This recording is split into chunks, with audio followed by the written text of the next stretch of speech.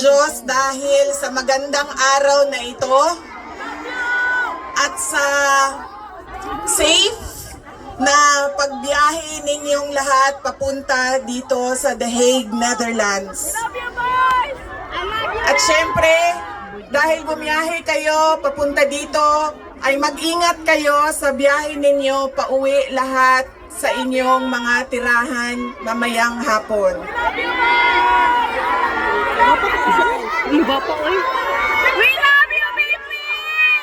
Susunod po ang pagpapasalamat ko sa Dutch Police sa kanilang pagtulong sa atin na mabuo yung programa ngayong hapon na ito at sa pagpahintulot na tayo ay magkaroon ng rally para kay Pangulong Rodrigo Duterte. Maraming salamat po sa Dutch Police and of course sa local government ng The Hague at sa Foreign Ministry ng the Netherlands. Maraming salamat sa kanila.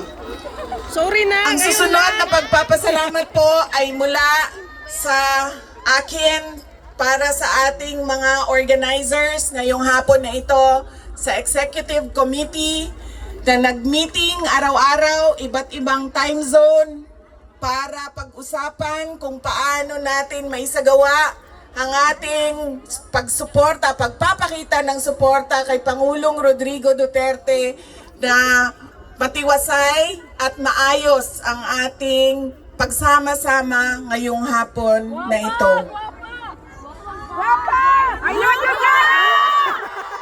Duterte! Duterte! Duterte! Duterte! Duterte! Kanina nung naglalakad ako papunta dito sa park, meron akong mga nakasalubong na mga galing Germany. At tinanong ko sila kung gaano katagal ang biyahe mo, ma'am, papunta dito. Sabi niya 9 hours daw. At 9 hours din daw siyang babiyahe pauwi. So ganyan ang pinapakita ninyo na pagsuporta kay Pangulong Duterte at pagmamahal sa ating bayan. Maraming salamat sa inyong lahat. Alam ko, lahat kayo may hanap buhay, may kailangan asikasuhin, may mga personal na pinagdadaanan, merong kailangan na paglalaban na gawin sa mga damit ninyo. Paglilinis ng bahay, pagbayad ng utang,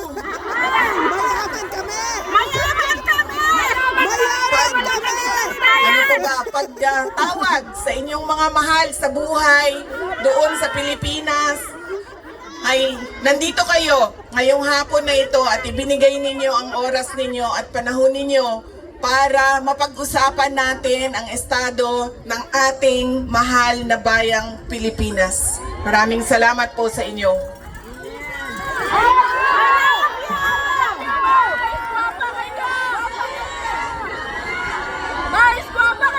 Naikwento ko na ito noon, pero mas mahalaga yung kwento ngayon dahil napag-usapan namin siya ni Pangulong Duterte doon sa loob ng detention center ng ICC. Noong ako ay bata pa, lagi sinasabi ng hindi niya yung generation ng tatay ko, 1940s, 1950s, 1960s, hindi sila yung mga magulang na tulad ngayon sa atin na ini-explain natin sa ating mga anak kung bakit natin ginagawa ang mga bagay-bagay. Lagi dapat may explanation. Sa kanilang henerasyon ay diretso ka lang pagsasabihan or pagalitan.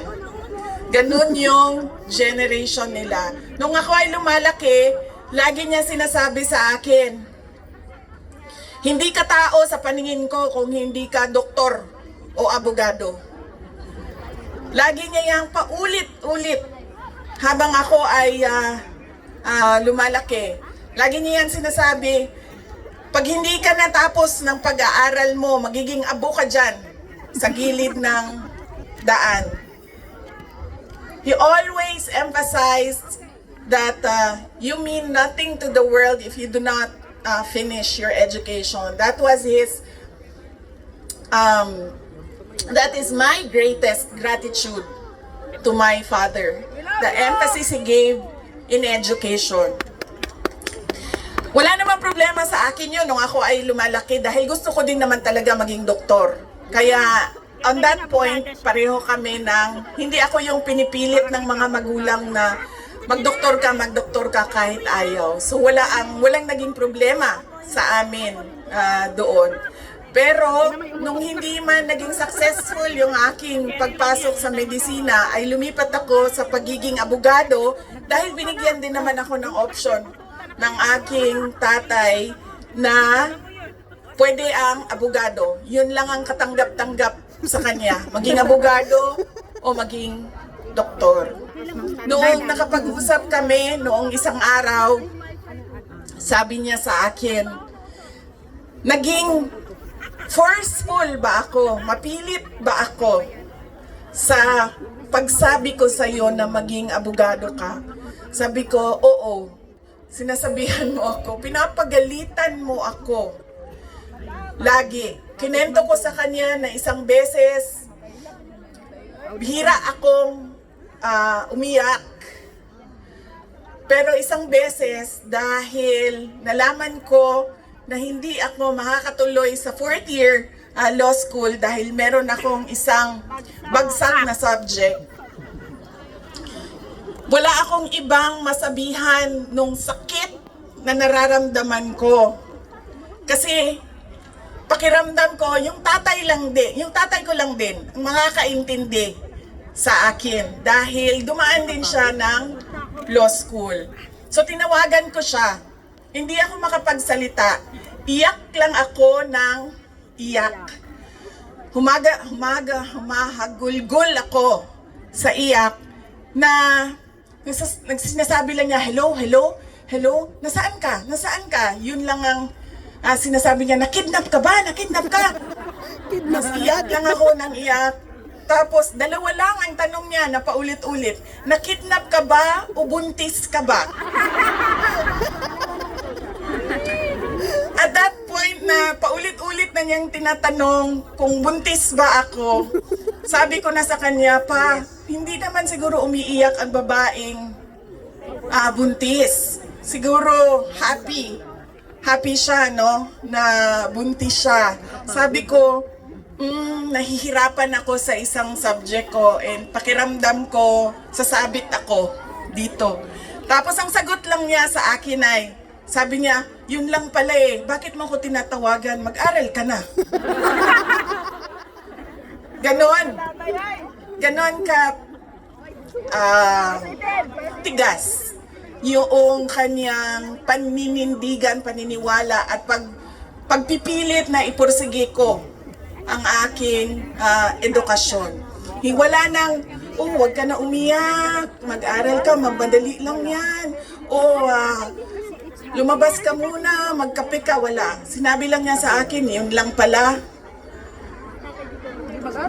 Ibaba mo na yung telepono at bumalik ka na sa pag-aaral mo. Kaya noong ako ay naging abogado, yun din yon ang sinasabi ng kaibigan ng tatay ko sa akin na nakita niya ang tatay ko sobrang saya. Yung araw na yon na nalaman niya na naging abogado ako, yun yung sobrang saya niya. At sinabi sa akin nung kaibigan ng tatay ko, sabi niya, hindi mo maiintindihan kaming mga tatay na kaming mga abogado pag nagkaroon kami ng anak na abogado. Ganun, iba yung saya namin kapag nakikita namin na meron na kaming anak na abogado. Sabi niya sa akin doon, sabi niya, pinilit ba kita? Sabi ko, hindi lang pilit. Sinigawan mo ako at pinaiyak mo ako ng madaming beses dahil sa edukasyon at sa pag-aaral. At sabi niya, di buti na lang dahil meron akong abogado ngayon na anak na inutos-utusan ko dyan. Kausapin yung mga huwes dyan. At ngumiti siya. He smiled. And it seemed to me that it was a comfort to him that he had a daughter who is a lawyer. In fact, sabi niya, I love you, Sara!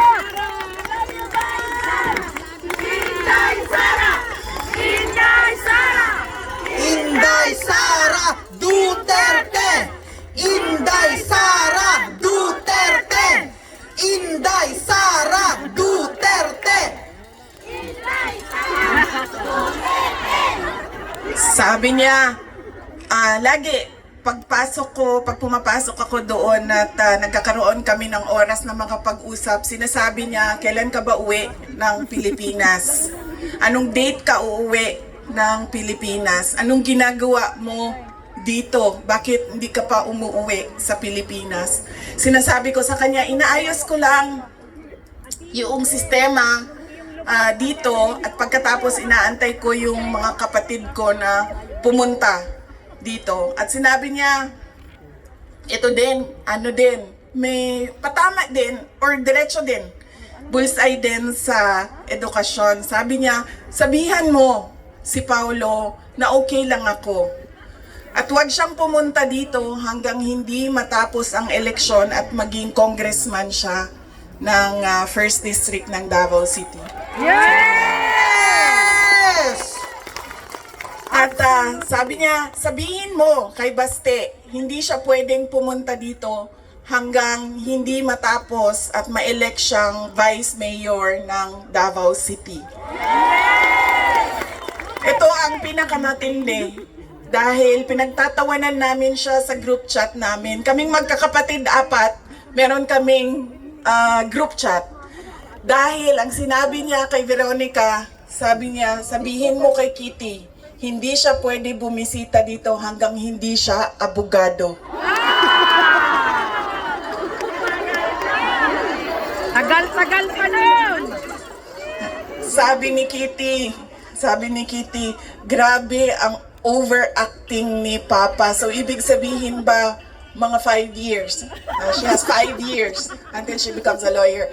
Na meron pa akong 5 taon na bago ako makabisita. Ganon siya kahit na nandun siya sa loob, ang kanyang iniisip, unang-una, yung mga kapatid ko na kailangan magtrabaho para sa syudad ng Davao, yung kapatid ko na kailangan mag-aral. Yun pa rin ang iniisip niya. At kapag tinanong mo siya, pa, ano ba ang kailangan mo dito sa loob? Ang sinasabi lang niya, alam mo yon, mga bagay na shaving cream, Coke Zero, Marami dito! Sinigang! tumigil na siya sa kakahingi ng Pinoy na ulam dahil parang hindi talaga kaya nung nagluluto sa loob ang Pinoy na ulam. Pero nagpadala ako kahapon ng PDF file ng mga recipes na pwedeng sundin nung nagluluto. Yes! Duterte! Duterte! Duterte! Meron siyang, meron siyang hilig sa Coke Zero at yun lang yung hingi niya. May shopping list doon sa loob. At sabi niya doon sa gwardiya na isulat mo dyan, 2 case ng Coke Zero. Kahapon, bago ako umalis, tinuruan ako ng gwardiya. Sabi niya, pwede ka naman bumili dyan sa vendo, tapos iiwan mo para sa kanya. So sabi ko, Papa, anong gusto mo dito? Sabi niya, Coke Zero lang. So bumili akong 4 na Coke Zero, iniwan ko sa kanya. Sabi ko pa, that's 1 for each day pa ha. So today, tomorrow Saturday, tomorrow Sunday, Monday, Tuesday, Wednesday. Dahil darating na yung grocery list mo by Wednesday. At sagot niya sa akin, bakit isa lang? Sabi naman nung gwardiya, sabi niya, you have to have at least, he has to have at least 2 because he already drank upstairs, 1 Coke Zero. And then sabi ko, o sige pa, sabi ko, babalik naman ako sa Lunes. Sabi ko, 2, bukas Sunday, and 2 sa Monday, tapos i-replenish ko na lang yung Coke Zero mo. Sabi ko sa kanya, alam mo pa, sinasabi sa iyo ng doktor, maglakad ka daw. Huwag kang nakaupo lang sa kwarto mo. Tapos sabi ko, pwede ka naman, allowed kayo na lumabas dyan. Sabihan niyo lang ang gwardiya. Sabi niya, ayoko maglakad sa labas kasi baka didiretso ako sa gate at umalis sa lugar na ito.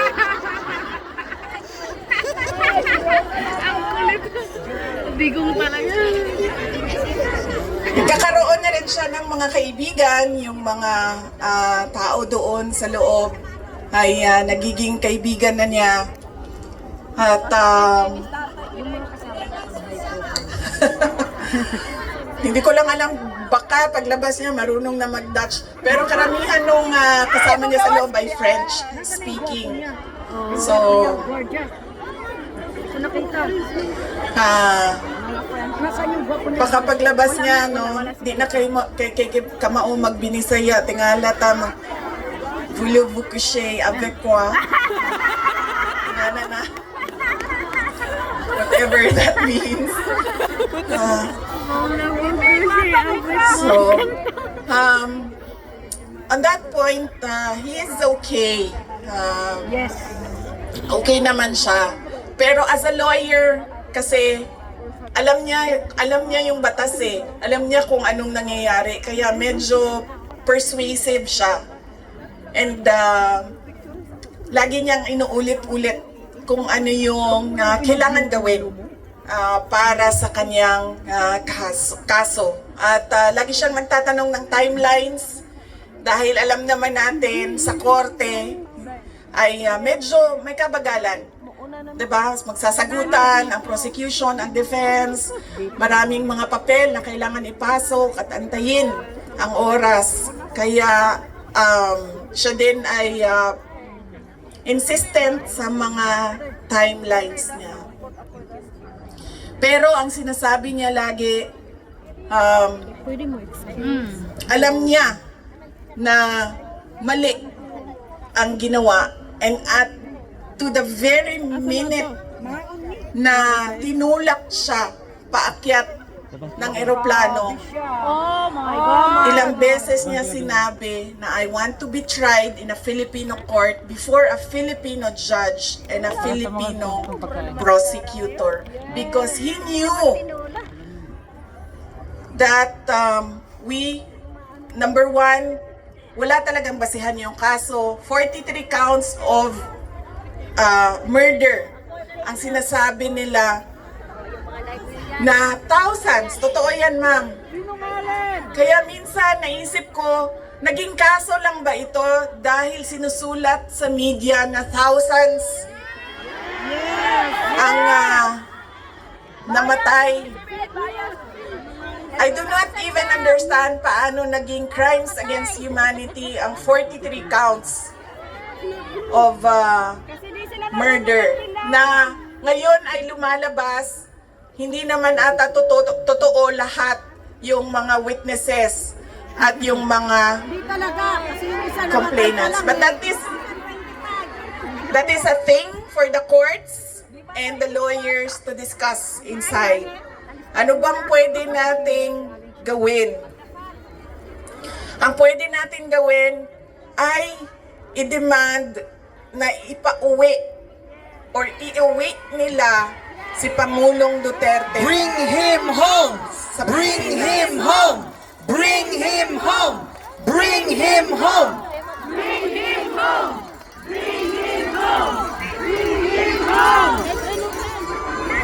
Dahil yun din ang gusto niya. Araw-araw na nandun ako, sa mga araw na nandoon ako, isa yan sa paulit-ulit niyang sinasabi, kailan mo ako mapalabas dito dahil darating ang eleksyon, mag-mayor pa ako ng syudad ng Davao. Bring him home! Bring him home! Bring him home!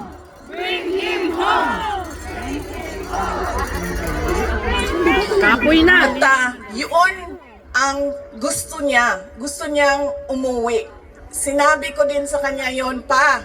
Sabi ko, yung kagustuhan mo na umuwi, yan din yung katapusan ng buhay mo. Magiging Ninoy Aquino Junior ka. At sinabi niya sa akin, sabi niya, kung ganyan ang kapalaran ko, then so be it. Basta lang mauwi ako sa Pilipinas. Marcos resign! Kaya Marcos resign! meron man akong worry para sa kanyang safety and security, pero lagi niyang inuulit-ulit talaga, ibalik niyo ako sa Pilipinas. Bring him home! Bring him home! Bring him home! Nagtatanong marami, ano bang pwede magawa? Huwag natin tigilan ang panawagan sa gobyerno natin sa Pilipinas at sa lahat ng gobyerno na nakikinig at dito sa ICC na ipaalam sa kanila na mali ang ginawa kay Pangulong Rodrigo Duterte. At paano maitama yon? Ibalik nyo lang siya sa Pilipinas. Yes! Ituloy nyo lang yung kaso, walang problema. Ibalik nyo lang siya. Bring him home! Bring him home! Bring him home! Okay na mo sa init? Ako dili. Kaya nga no, sunburn ng katungaan niya, ang katunga dili. Di, okay lang.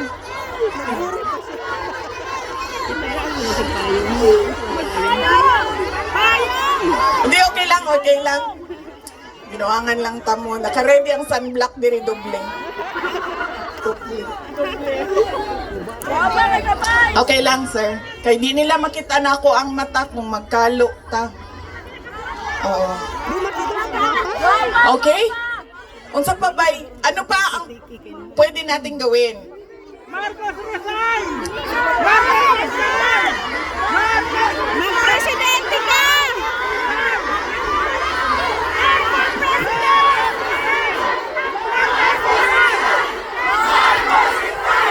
Marcos resign! Marcos resign! Marcos resign! Marcos resign! Marcos resign! Marcos resign! Kayo nagsabi niyan, hindi ako ha. Bukas Bukas, suspended na kayong lahat. Nakulong na kayong lahat sa sedition. At kayo, hindi na kayo makakauwi dahil kinulong na kayo dyan sa... okay lang sa ICC naman. Sama-sama kami. Marcos resign! Marcos resign!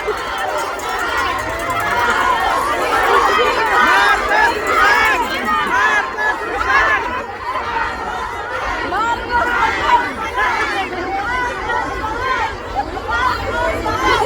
And that relates to transparency and accountability. Alam nyo kasi, ang pagiging Pangulo, dapat nasa tamang pag-iisip ka. Kapag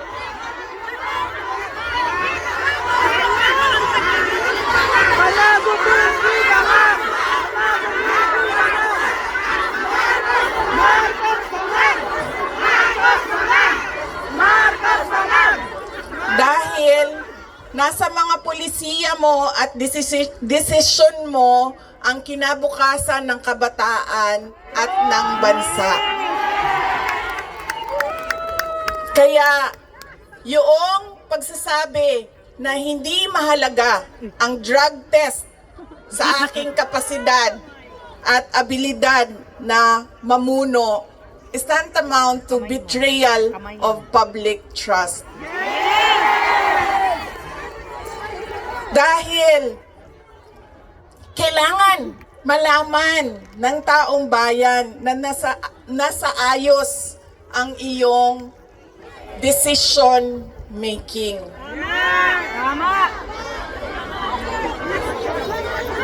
Kaya hindi lang naman natin pwede sabihin, Marcos resign. Bakit ba kailangan resign? Dahil hindi mo pinapakita sa taong bayan na maayos kang mag-isip at kaya mo ang mamuno.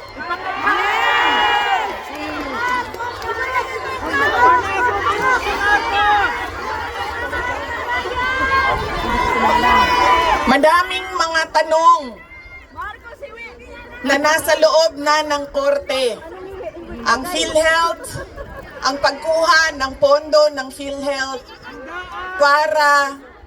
para bang naging pyramiding ang ginawa nila sa budget ba? Kumuha sila ng kulang ang pera dito, kumuha sila sa ibang source para isalpak dito, and hahanapin na naman sa ibang source yung nagiging juggling at parang pyramiding na ang nangyari sa budget. At kung nakikita ninyo at naiintindihan ninyo ang budget, karamihan doon pamigay lang ng mga politiko na tinatawag nating ayuda.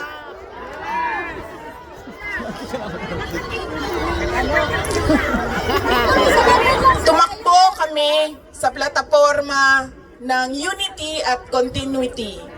Continuity, kasali na doon ang big ticket projects o mga build projects ni Pangulong Duterte. Pero wala kayong nakikita ngayon na development projects. Dahil lahat yon ay nakatago sa mga proyekto na pamigay o nandoon lang sa bulsa ng kontraktor at ng politiko na gumawa kuno ng project. Makikita ninyo na hindi handa ang Kongreso sa paggawa ng budget dahil may mga blanco doon sa enrolled bill na pinasa nila. Ibig sabihin, walang nag-iisip at hindi pinag-isipan paano ba natin gamitin ang pera ng gobyerno na makita natin na merong kapayapaan at kalambuan, kauswagan sa ating bayan. Noong ako ay tinanong noon bakit ako nag-resign sa Department of Education. Sabi ko, unang-una, personal yon. Meron kaming personal na hindi ko gusto na ginawa niya sa akin. Pangalawa, dahil sa loob ng Department of Education. Sinabi ko na itong noon, personal ko to na experience. Yung budget ng school building program ng Department of Education, pinaghati-hatian lang sa loob ng House of Representatives. Noong unang taon, nagawan ko ng paraan. Sabi ko, hindi pwede, sige. Kung yan ang gusto ninyo, yan ang makapagpapasa ng budget. Para magkaroon ng budget ang Department of Education, dadaan pa rin kayo sa validation ng regional offices ng Department of Education. Pag sunod na taon, naisipan na nila kung ano ang gagawin nila at hindi nila ma-deny ito dahil nakikita ninyo sa papel. Kaya wala din kumukontra sa akin dahil nakikita sa papel. Ang ginawa nila, gumawa sila ng sarili nilang listahan. Doon nakikita mo, pinaghati-hatian nila ang school building program at inattach nila sa General Appropriations Bill na sinabmit nila sa Senado. Sinabi namin sa mga senators, nakita niyo ba kung anong ginawa? Sabi nila, oo, nakita namin kung anong ginawa ng House of Representatives. Sabi ko, please, hindi natin masasolve ang problema ng school building program kung ganito lagi ang nangyayari sa budget ng new construction. And meron pang ibang problema sa loob ng budget. Sinubukan ng mga senators na tanungin, pasagutin, sumasagot, yes, pero pagdating sa BICAM, anong nangyari? Wala namang totoong BICAM kung saan pinag-uusapan ang paggamit ng pera. Ang desisyon lang na nandun ay kay Zaldico, nung panahon ko, kay Zaldico at kay Martin Romualdez. At diretsong pinapapirma sa malamang tao na hindi nagbasa o hindi binasa ang buong budget. Kaya walang nakakita o hindi nila nakita dahil hindi naman binasa na may blanco doon at pwedeng lagyan ng kahit anong amount yung mga blanco sa budget. Yun lang. Madaming katanungan, madami ang problema ng bayan. Kaya lagi ko sinasabi, hindi kami ang problema ng bayan. Ang problema ng bayan ay ang governance mismo ng Pilipinas. Yes, si Marcos ang problema natin. Yan ang problema ng bayan. At dahil may problema sa gobyerno, ay tuloy-tuloy ang kahirapan doon sa ating bayan. Nakikita nyo yan dahil dumadami ang nakikipagsapalaran sa ibang bansa. Dahil sa kawalan ng oportunidad doon sa ating bayan. Hindi siya, we should not be proud that we are exporting our countrymen, our workforce abroad. Dahil, wow, ang daming dollars na pumapasok sa Pilipinas dahil sa padala. Hindi yan siya nakakatuwa. Yes. Dahil ang isang bansa, dapat meron siyang oportunidad na binibigay sa kanyang mamamayan. Hindi lang yan. Decent housing, peace and order, quality healthcare. Yes. Nakikita nyo yan dito sa mga bansa kung nasaan kayo. Yes. At kaya kayo nandito dahil hindi niyo yan nakikita doon. And apparently, tayo lang yung nakakakita, yung nakaupo doon, hindi nila nakikita. Hindi na pera yan.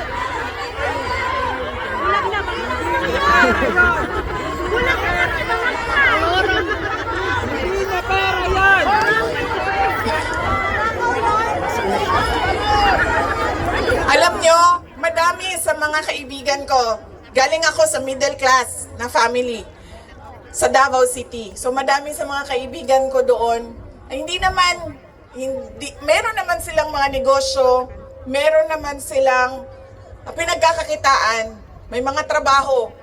Pero ilan na rin ang nagsabi sa akin, mga professionals ito, ilan na rin ang nagsabi sa akin, wala na rin talaga kaming nakikita, parang gusto na namin lumipat na lang sa ibang bansa para sa mga anak namin. Kaya sinasabi ko lagi yung nagsasabi sa akin, tumakbo ka sa 2028. I don't think we will have a country by 2028.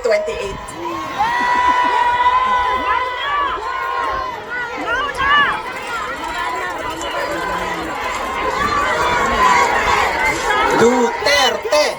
Duterte! Duterte!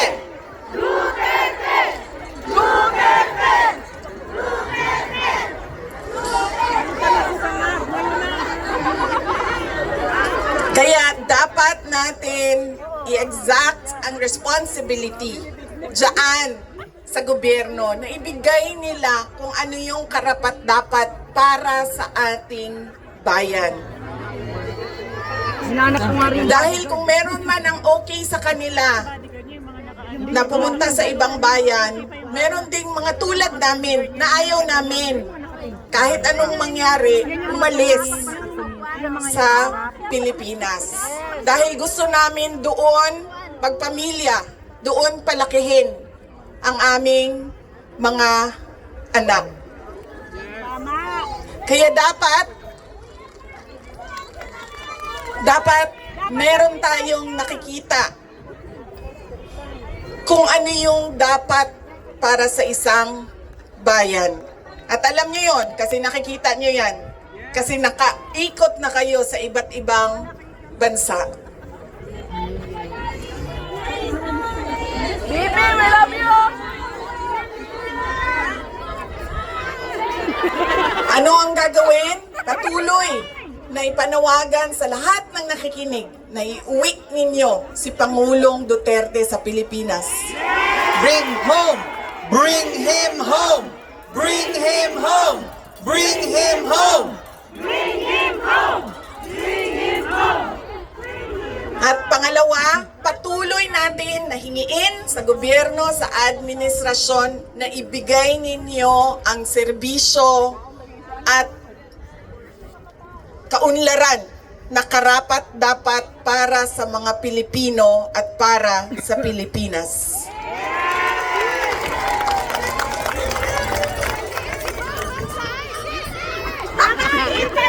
Gong Minsan!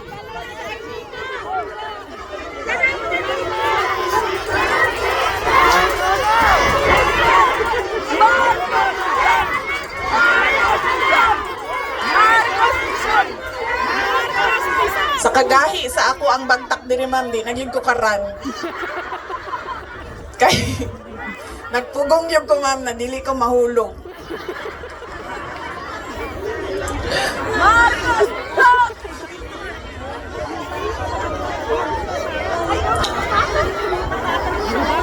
Nakapatong siya sa bangko. Yung akin pong mga pagpapasalamat. Una po, kanina meron na akong mga pagpapasalamat opening sa Diyos, sa ating host government, sa police, sa local police. Yung aking mga pagpapasalamat sa inyo, sa oras ninyo.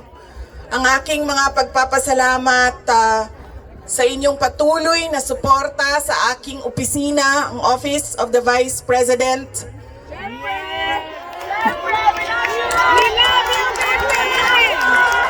Inday Sara Duterte! Inday Sara Duterte! Inday Sara Duterte!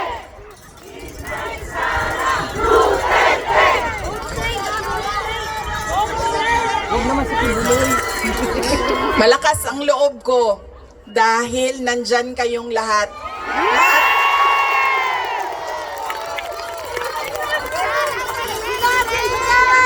Kanina noong papasok ako dito, marami ang nagsabi, be strong, be courageous. I am only as strong as you are. Kung nakikita ko, sobrang lakas ninyo at sobrang lakas ng pagmamahal ninyo sa bayan. Ganyan din ang nararamdaman ko.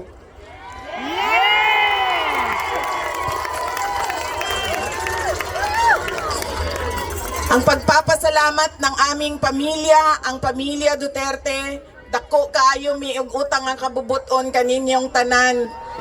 Sa higayon nga gihatag ninyo kanamo nga makaserbisyo sa atuang nasod. Napakalaki ng utang na loob namin sa inyong lahat sa pagkakataon na ibinibigay ninyo sa amin na makapaglingkod sa bayan. Maraming salamat po sa inyo, mga kababayan namin.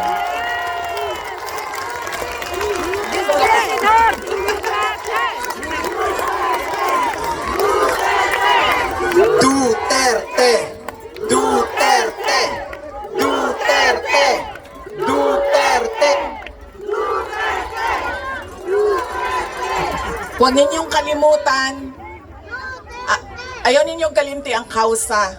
Huwag ninyong kalimutan ang laban. What is our cause? Our cause is for our country. Ang laban na ito ay para sa bayan. Mga kababayan, ang lahat ng ginagawa natin ay para sa Diyos, sa bayan, at sa bawat pamilyang Pilipino. Syukran. Duterte! Duterte!